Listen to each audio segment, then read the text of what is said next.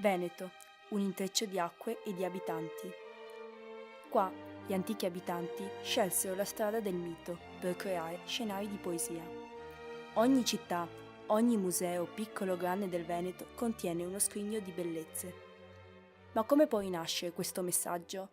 È proprio vero che la tecnologia uccide la poesia? Oppure i beni culturali sono occasione di scoperta di nuove opportunità professionali? Ecco il contributo del liceo Duca degli Abruzzi di Treviso.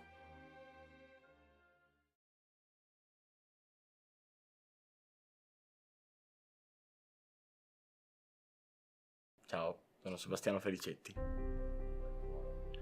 Allora, l'idea è partita dalla nostra professoressa di arte che ci segue molto in questi progetti, ci propone sempre nuove idee e quindi ci aveva proposto di andare in un museo o in un posto in generale a cercare qualcosa che ci colpisse. Quindi, dato che noi qua al Duca degli Abruzzi siamo vicini al Museo di Santa Caterina, siamo andati là a vedere e siamo stati veramente colpiti dalla testa di Venere. Quindi io con un compagno abbiamo deciso di fare un lavoro in 3D e poi stamparlo di conseguenza.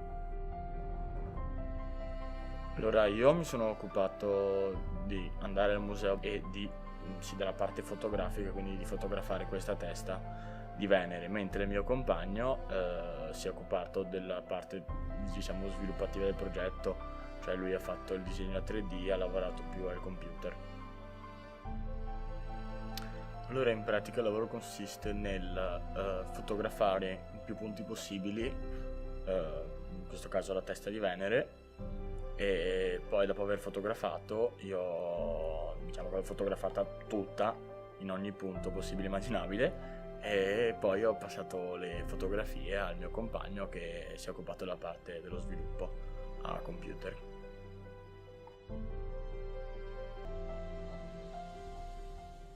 ciao, io sono Alessandro Bedin. Allora, il mio lavoro inizia da quando Sebastiano ha già fatto le foto, per cui io inizio a lavorare quando mi sono state date le foto da Sebastiano. Praticamente io mi occupo di prendere queste foto, portarle qui al computer e modificarle un po' per far risaltare i dettagli, far capire meglio al nostro programma quali siano le parti da noi interessate, che in questo caso erano bene o male tutte. Una volta fatto questo passiamo al nostro programma professionale, tra virgolette, di sopra la working station, perché serve un po' più di potenza rispetto al portatile che ho qui. Questo programma da solo riesce a fare una mappatura di tutti i key point, di tutti i punti principali delle foto e riesce a ricostruire una mappatura da dove sono state fatte le foto, per cui posiziona le foto da dove erano state fatte, dalla distanza, e ci fornisce una bozza del modello che sarà poi. A questa bozza ho fatto un paio di modifiche per renderla più fedele al naturale, per renderla corretta, modificando, per cui spostando un po' il render che aveva fatto lui, e a questo punto inizia il render vero e proprio, cioè schiacciare queste foto insieme attraverso, per esempio, quella che è laterale e quella che è frontale, ricostruire l'angolo. Il programma le schiaccia tutte insieme e riesce a creare un modello alquanto fedele. Poi abbiamo dovuto ricostruire la parte sottostante, visto che era il punto in cui era stata appoggiata, per cui non si poteva fotografare sotto. Ho mandato il progetto a un nostro altro compagno, perché suo padre ha la stampante 3D, che si è occupato della stampa vera e propria.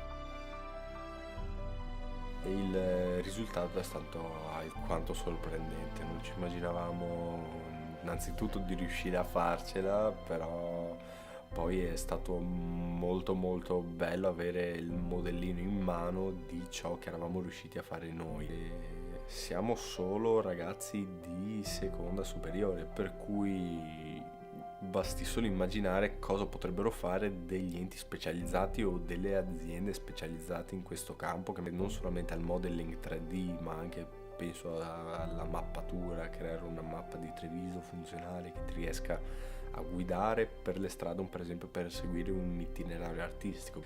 Ormai con la tecnologia che abbiamo al giorno d'oggi le possibilità sono praticamente infinite, si potrebbero fare cose sbalorditive. Sta dunque a noi ragazzi portare avanti questo messaggio. Veneto, una bellezza che si rinnova.